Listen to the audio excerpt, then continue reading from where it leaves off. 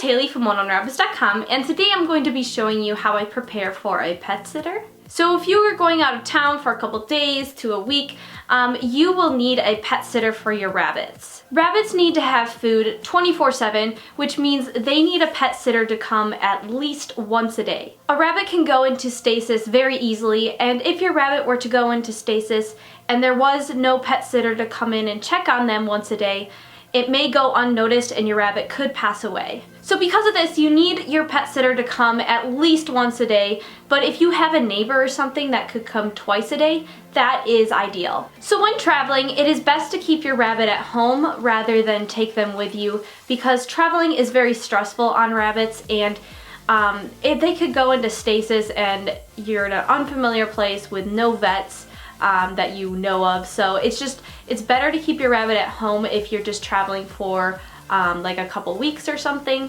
So I know it's hard to leave your pets, but it is much safer for them to stay at home, and it's also a lot less stressful on you and your pet. The only time I would suggest taking your pet with you is if you're going to be gone for an extended period of time, such as a month or longer. If you're going to be gone for over a month, it's probably a good idea to take your rabbit with you, just because pet sitters can get quite expensive, and to leave your rabbit home and only have someone check on them once a day for a month is kind of extreme. So in that case, I would take your rabbit with you or find someone to house your rabbits. You can ask a friend to just take a cage over there and put your rabbits in the cage for a while.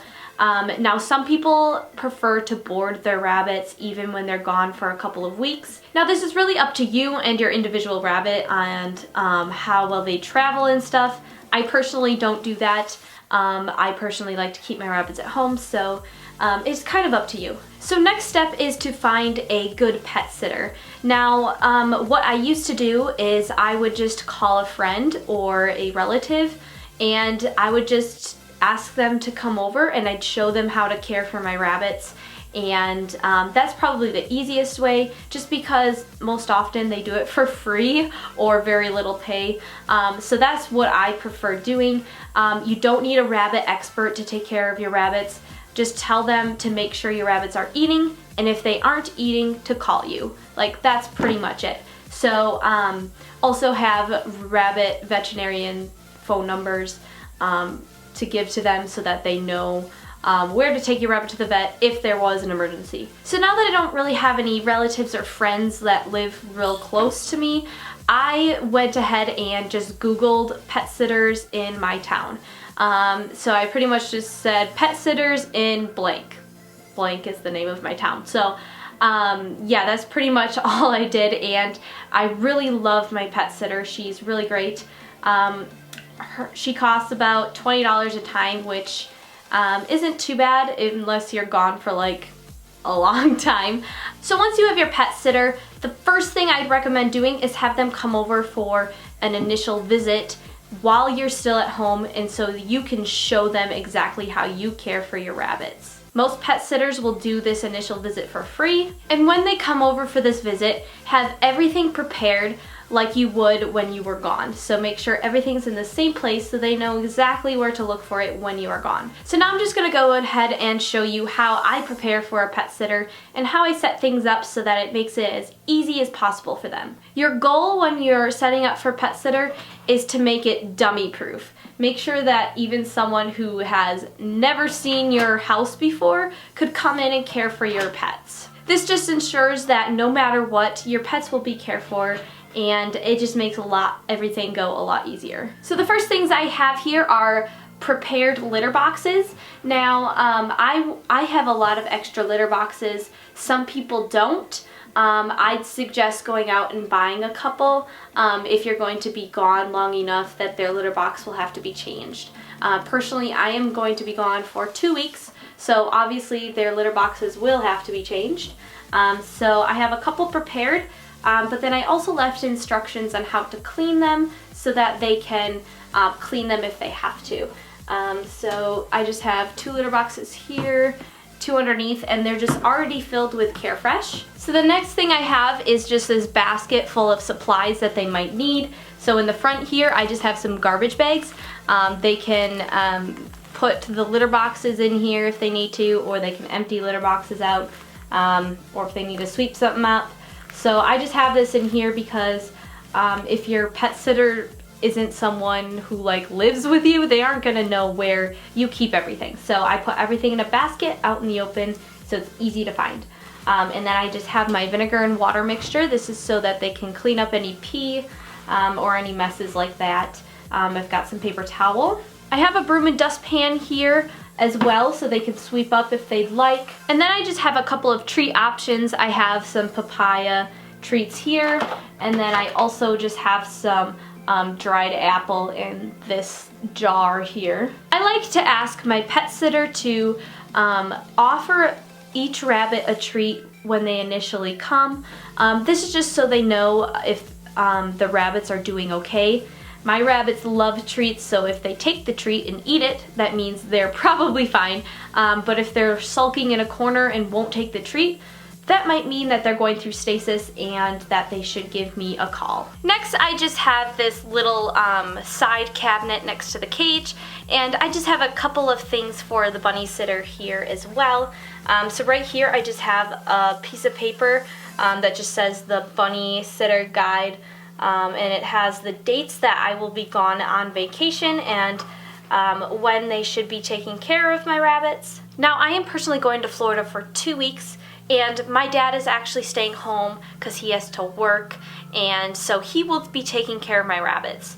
Now, because of that, I'm not doing as thorough of a job because my dad knows how to take care of rabbits, as he's lived here for 6 years while I've had rabbits, and so I don't do as thorough of a job with him, and it also means that he can feed them twice a day, which is really good because that's how often I normally feed them. So this is just a guide that I have made personally myself, just on Google Docs, and in the first column it just has the day and then the date, and then it has the times of when they should be getting fed. So right here on Sunday, for example, it says Sunday the 14th, 12 p.m. and 10 p.m. This is when I feed my rabbits.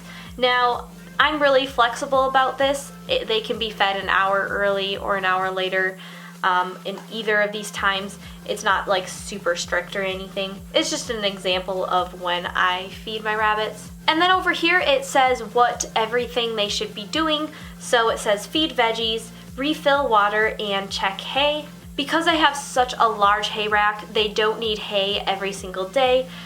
So I only put check hay because they only need to check it and refill it when needed. So up here I do have some boxes that say change litter boxes. So I just put when I thought the litter boxes would need to be changed, and I put it on that date.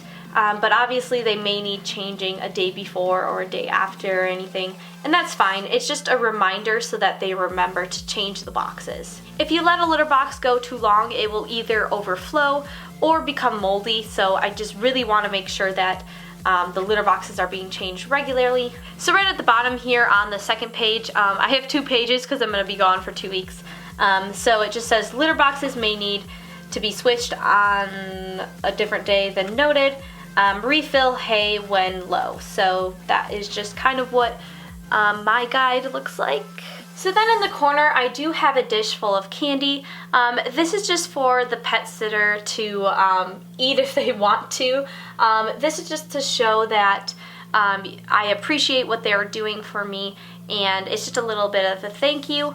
Normally when I have like a professional pet sitter coming, I don't really give gifts or anything just because I'm already paying them a lot to come. But since it's my dad and he's doing it for free, I thought I would just leave some candy for him because I know that he would appreciate that. So probably the most important thing you want to do is separate your rabbit's meals out for the pet sitter. This is really important because your pet sitter will have no idea how much to feed your rabbit, and if you kind of just explain it to them, they may not remember, and they also might give them too much or too little. So my advice is, especially for pellets, measure them out and put them in little plastic baggies.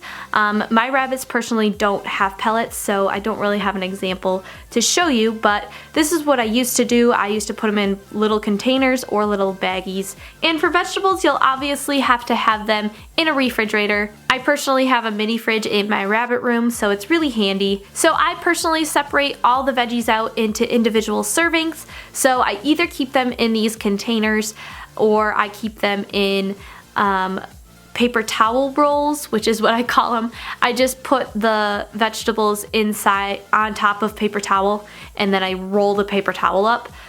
This just keeps them pretty fresh. It does kind of drive some of the liquid out, so they do get a little bit wimpy. One thing I will mention is that vegetables don't normally keep longer than a week. Because of this, you're gonna have to have your pet sitter buy more vegetables for you if you're gone longer than a week. In that case, you'll want to explain to them how much vegetables to give your rabbit because you will not be there to separate out the vegetables. But as you can see, I have mine all separated out. It looks like there's a lot of vegetables here, but that is because my rabbits do not eat pellets, so they need double the amount of vegetables, and that means I feed vegetables twice a day instead of once a day. So I thought I'd end my video like this because Lulu has been licking my leg and begging for me to pet her the whole time I've been filming this video, so you get to watch shedding Lulu. So that's pretty much it for this video. Thank you guys so much for watching. I hope you guys enjoyed these quick little tips on how to prepare for a pet sitter.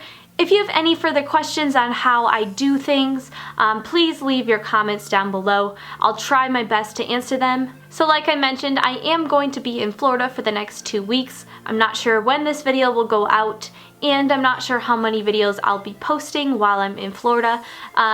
But I hope to have some videos up on my other channel, Haley's Life Through a Lens, and you can either click on the link down below or there should be a thing up on the screen now to go subscribe to that channel. So thank you guys so much for watching, and I hope to see you guys soon on a new video. Bye! He's so cute, and you're so shedding. You're shedding so much. Look at all that hair. Whoa.